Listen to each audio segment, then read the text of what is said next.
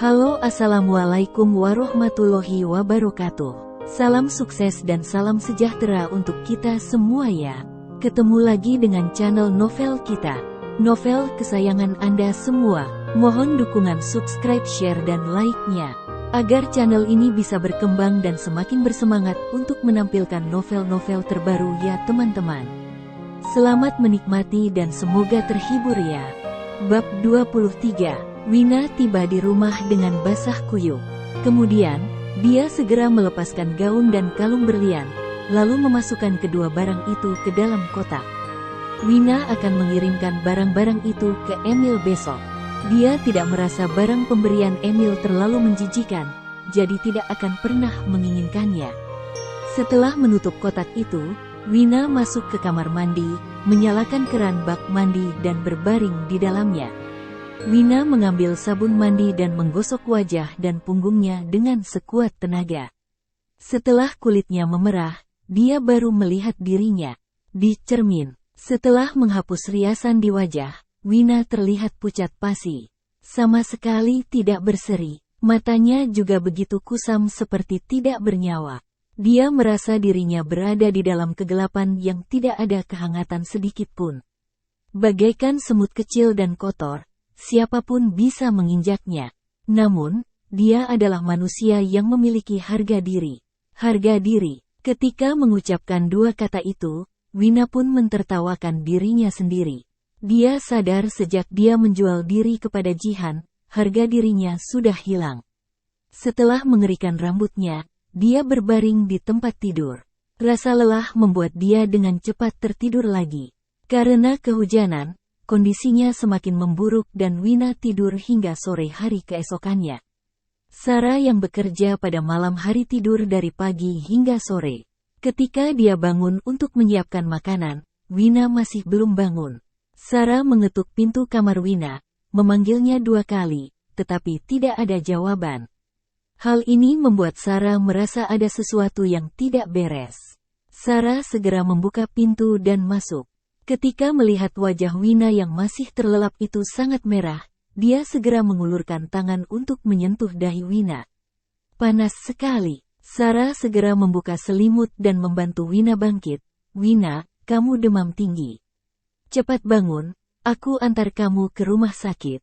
Kesadaran Wina tipis karena demam, tetapi dia menolak ketika mendengar kata rumah sakit. Aku nggak mau ke sana. Demam setinggi ini mana boleh nggak ke rumah sakit. Sarah tidak menerima penolakan Wina, jadi dia langsung menggendongnya ke belakang dan pergi ke rumah sakit dengan mobil. Begitu tiba di instalasi gawat darurat, Wina diberi cairan infus dan dipasang ventilator. Sarah mengetahui bahwa Wina mengidap penyakit jantung bawaan. Ketika sedang flu atau demam, pasokan oksigen ke tubuh mudah berkurang. Sarah khawatir Wina tidak akan sanggup bertahan, jadi meminta dokter untuk memasang ventilator. Setelah berjuang hingga tengah malam, demam tinggi Wina perlahan-lahan turun. Melihat ini, Sarah baru menghela napas lega. Selanjutnya, dia menelepon untuk meminta cuti 2 hari. Sarah bersandar di depan ranjang rawat sambil menjaga Wina. Mereka berdua sama-sama masuk ke panti asuhan ketika berusia sekitar 1 tahun. Selain kepala panti asuhan, orang yang paling dekat dengan mereka hanyalah satu sama lain. Sarah mengelus wajah pucat Wina dan merasa sedikit kasihan, lalu menghela napas panjang. Dia merasa sahabatnya ini sungguh tidak beruntung. 2 pria yang pernah masuk ke kehidupan Wina adalah pria bajingan. Wina mengorbankan masa mudanya untuk mereka, tetapi pada akhirnya, yang didapatkan Wina hanya luka hati. Mungkin karena pengaruh demam tinggi, Wina memimpikannya seorang pemuda mengulurkan sepasang tangan penuh darah ke arahnya. Raut wajah pemuda itu terlihat kesakitan.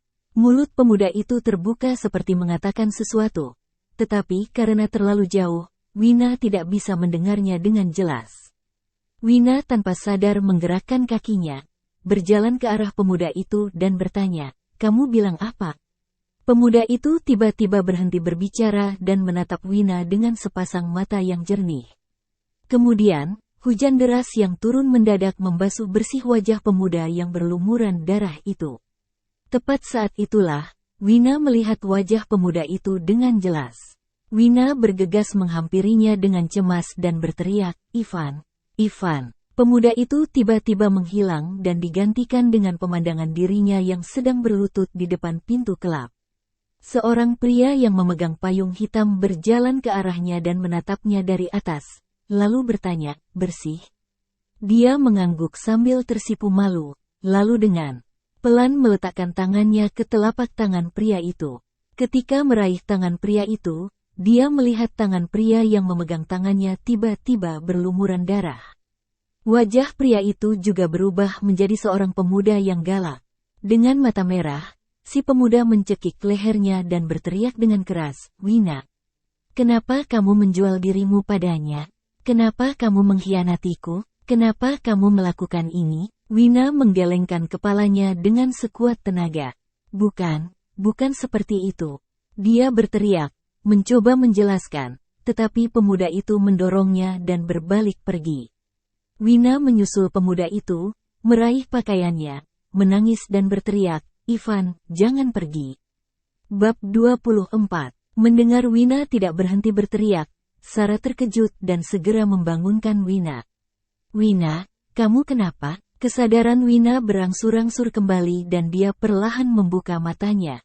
Wajah Jihan dan Ivan menghilang dari hadapannya dan digantikan Sarah yang terlihat khawatir. Tepat saat ini, Wina menyadari dia baru saja mengalami mimpi buruk. Memimpikannya masa lalunya, memimpikannya orang-orang yang tidak ingin dia temui. Dia berusaha melupakan mimpi yang melekat di benaknya. Merasa tenggorokannya kering, dia mencoba untuk mengambil air minum, tetapi mendapati lengannya sedang dipasang jarum infus. "Kamu demam tinggi, jadi aku membawamu ke rumah sakit." Melihat Wina yang kebingungan, Sarah pun menjelaskan sambil mengambil air minum untuknya, lalu membantunya bangkit untuk minum air. Setelah minum beberapa teguk air, Wina mulai bisa mengeluarkan suara. "Sarah, ya." Sarah menjawab dengan lembut, sambil menyelipkan rambut yang menempel di dahi karena keringat ke belakang telinga. Sarah bertanya, "Kamu pasti lapar, kan?" Wina menggelengkan kepalanya dengan susah payah dan bertanya, "Apa dokter ada bilang sesuatu padamu?" Dia belum sempat memberitahu Sarah kondisi jantungnya, tetapi tiba-tiba jatuh sakit dan dikirim ke rumah sakit. Sekarang dia berpikir bahwa Sarah mungkin sudah mengetahui semuanya. "Dokter nggak bilang apa-apa, lihat kamu demam tinggi dan nggak sadarkan diri. Dokter memasang infus dan mengambil darahmu. Hasil laporannya mungkin bentar lagi keluar." Selesai mengatakan itu, Sarah bangkit dan ingin pergi mengambil laporan. "Aku pergi ambil dulu," ujarnya. Wina langsung meraih tangannya dan berkata, "Sarah, aku sedikit lapar. Bisa belikan aku makanan dulu?" Sarah mengangguk dan berkata, "Kalau begitu, tunggu sebentar. Ya, aku belikan kamu bubur." Setelah melihat Sarah pergi, Wina memaksakan diri untuk bangkit. Sambil mendorong tiang infus, Wina berjalan ke sebuah mesin dan mengambil hasil laporannya. Tes darah dapat mendeteksi dia mengidam penyakit gagal jantung. Dia tidak ingin Sarah mengetahui hal ini karena takut Sarah akan sedih dan harus menghadapi kematiannya. Mereka telah hidup bersama sejak kecil dan saling bergantung sama lain untuk bertahan hidup. Jika Sarah tahu dia akan segera mati, Sarah pasti tidak akan sanggup menerima kenyataan pahit ini. Wina merobek-robek laporan itu dan membuangnya ke tempat sampah agar Sarah tidak melihatnya. Ketika hendak kembali ke kamar rawat, Wina melihat ada belasan mobil mewah berhenti di luar instalasi gawat darurat. Sekelompok pengawal berjas hitam turun dari mobil dan ada belasan pengawal melindungi Jihan keluar dari mobil. Sambil mengendong Winata, Jihan berjalan tergesa-gesa masuk ke rumah sakit. Melihat ekspresi Jihan begitu khawatir, hati Wina perlahan-lahan terasa pilu. Wina ingat saat masih bersama Jihan, dia juga pernah pergi ke instalasi gawat darurat karena serangan jantung.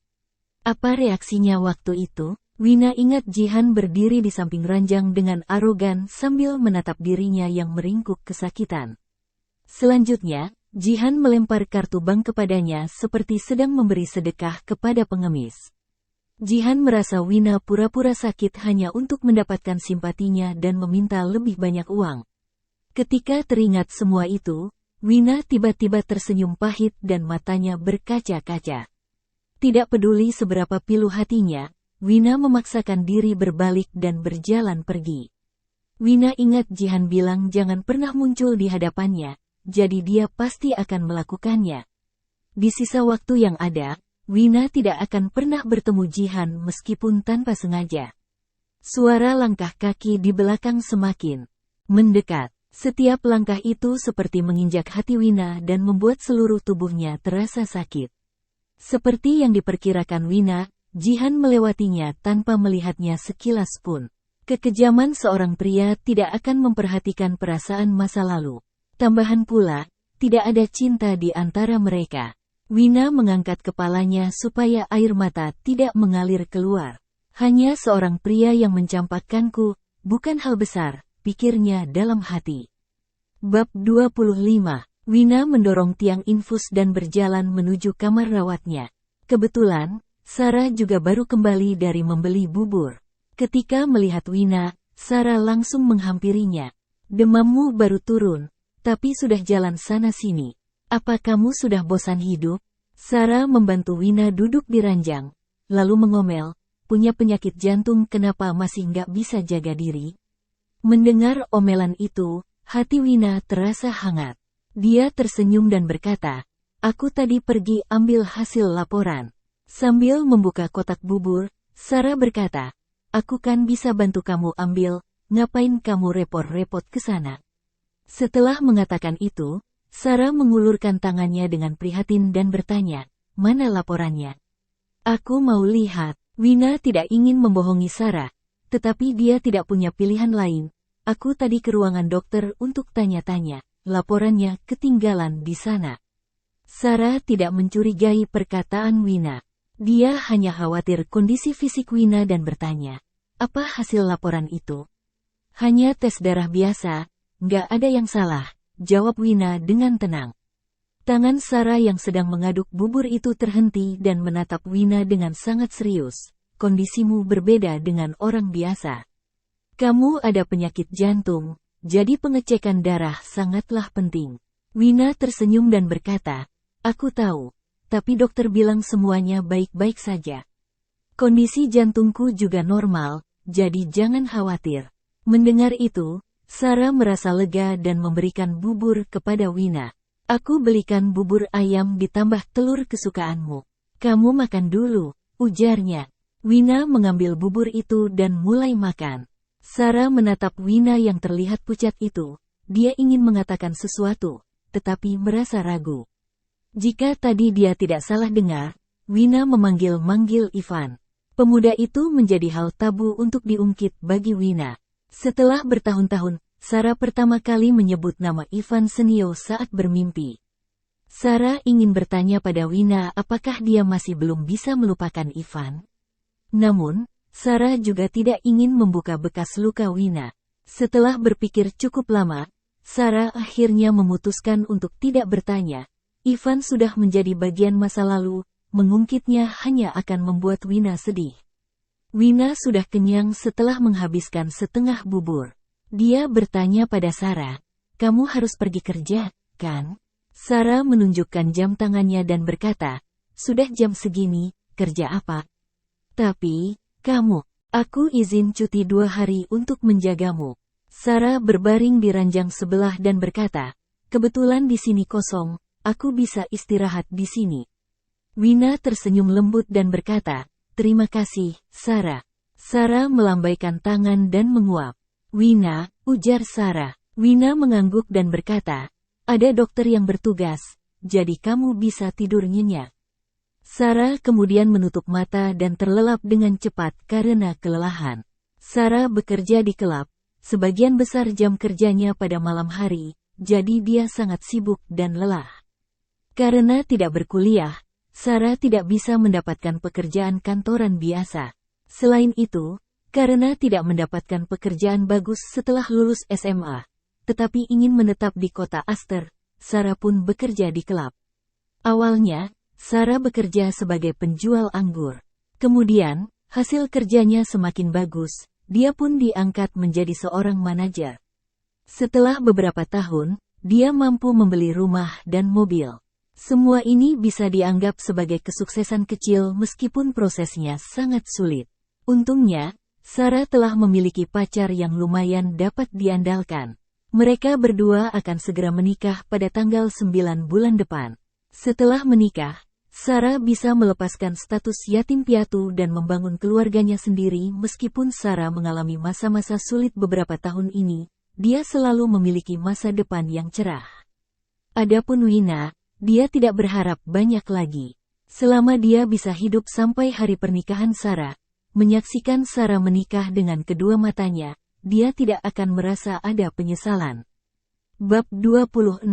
Setelah dirawat semalaman di rumah sakit, Wina sudah tidak demam lagi.